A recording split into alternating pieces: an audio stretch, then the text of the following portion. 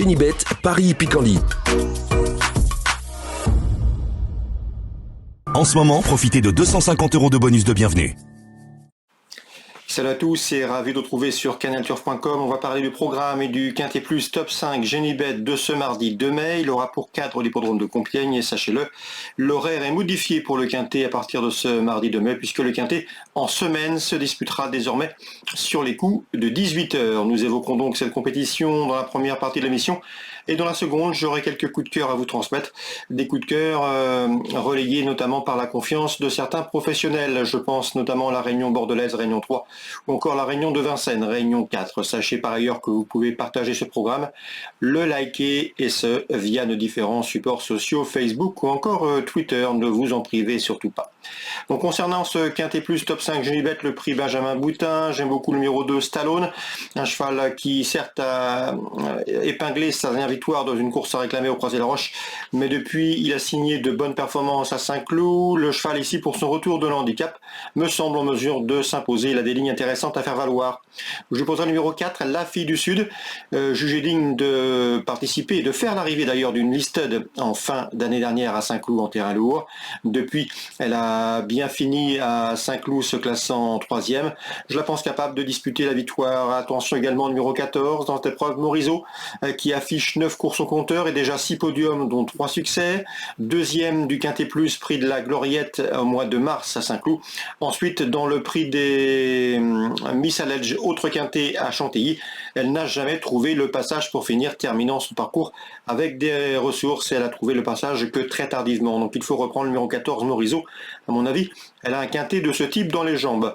Le numéro 1, March Shaming Prince, devra composer avec son top weight, mais attention, ça cheval confirme à ce niveau. Déjà 2 victoires et 8 places dans les 5 premiers pour lui en 21 quintets courus. La tenue ne lui fait pas défaut, on garde. Attention également au numéro 5, Pique-Nique Royal, qui n'a pas gagné certes depuis le mois de septembre, mais c'est un cheval qui a signé 5 podiums lors de ses 8 derniers parcours. J'ai bien aimé sa 3e place obtenue dans un quintet à Saint-Cloud au mois de mars. L'allongement de distance reste le point d'interrogation le concernant, mais s'il tient sur ce parcours de tenue, sa chance est également à prendre en considération. Le numéro 6 dans cette épreuve pour une cote, c'est Black Milord Tavel, qui avait signé 2 probants succès sur les PSF de Pornichet et de Chantilly, qui depuis a effectué une bonne course de rentrée sur le gazon de Fontainebleau. La tenue eh bien, ne sera pas un problème le concernant. Attention, le cheval peut faire afficher une belle cote à l'arrivée. Tout comme numéro 7 dans cette épreuve, c'est Kozak Anzipfel qui nous arrive d'Allemagne, un cheval qui n'a pas été revu depuis sa victoire du 21 novembre sur la PSF de Chantilly. Il a de bonnes lignes également à faire valoir outre-Rhin en Allemagne. Donc pour sa course de rentrée, il pourrait bien se mettre en évidence et venir corser les rapports. C'est un cheval qu'il convient de surveiller. Le numéro 3, c'est Mormona qui affiche déjà 7 podiums dont 2 ou 3 succès en 10 courses courues. 3e d'un quintet au mois d'octobre à Carfontaine.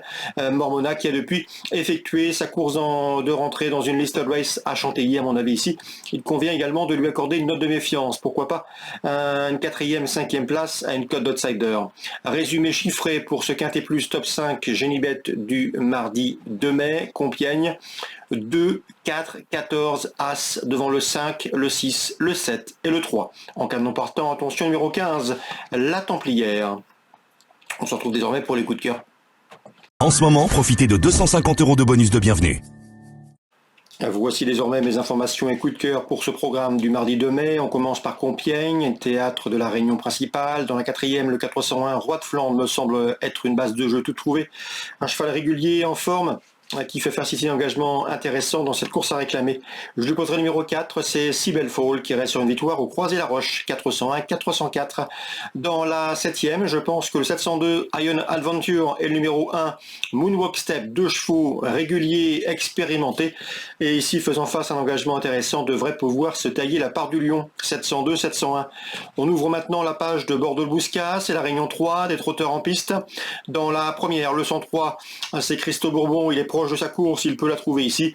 Pour y parvenir, il lui faudra notamment dominer le numéro 4, Kalita Love, qui a effectué des débuts encourageants, 4e et qui devra afficher des progrès le 103 et le 104.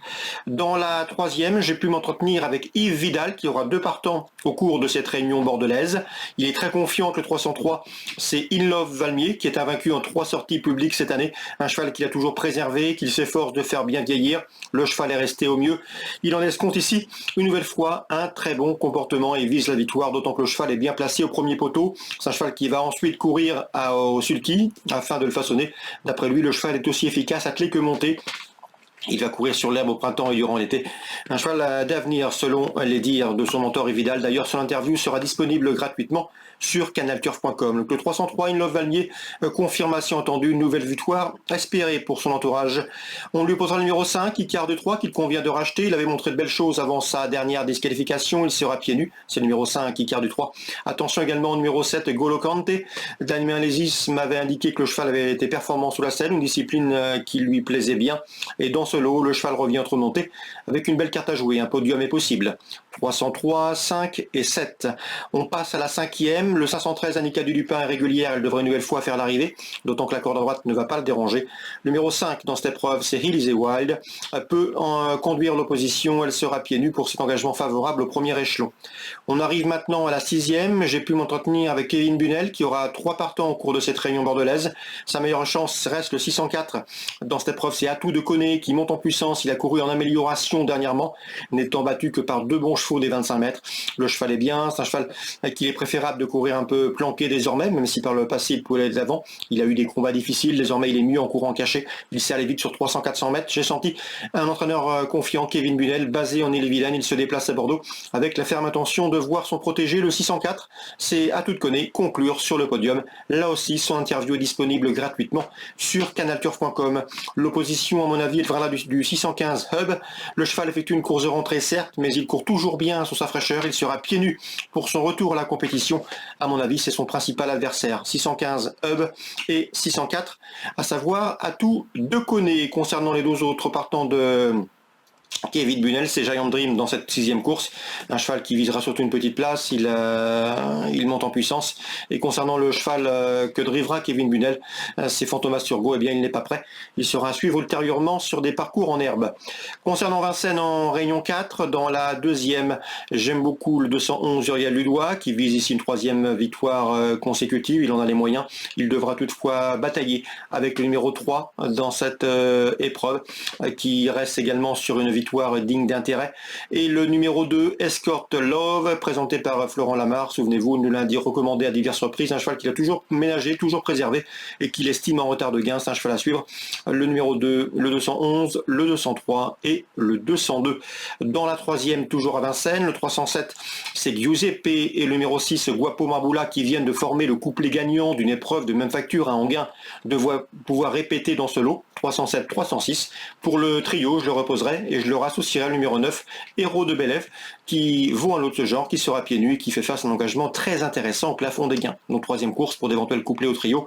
Le 6, le 7 et le 9 dans l'ordre du programme. Et on termine par la 7e. J'aime beaucoup un débutant autre-monté, c'est le 710 Kingston de Barry. Physiquement, il est taillé pour réussir autre-monté. Il est irréprochable depuis ses débuts au sulky, à mon avis ici. Pour ses débuts dans la discipline d'outre-monté, il pourrait bien frapper fort d'entrée de jeu. C'est le 710 Kingston de Blary. Bon jeu à tous et à très bientôt sur canalturf.com. Génibet, Paris Picardie. En ce moment, profitez de 250 € de bonus de bienvenue.